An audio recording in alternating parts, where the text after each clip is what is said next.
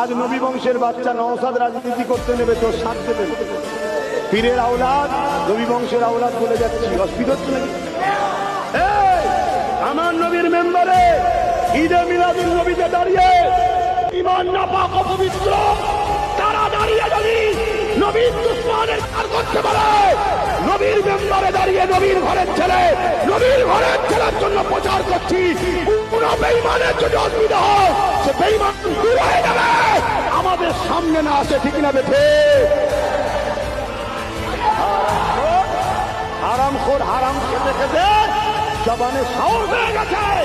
তোমরা আজকে বলছো আব্বাস সিদ্দিকের কথা বলবে কেন? শয়তান তোর এত বড় সাহস কে দিল? বেঈমান, হারাম খেয়ে খেয়ে দালালি করছিস, সাহস হলো কি করে তোমাদের?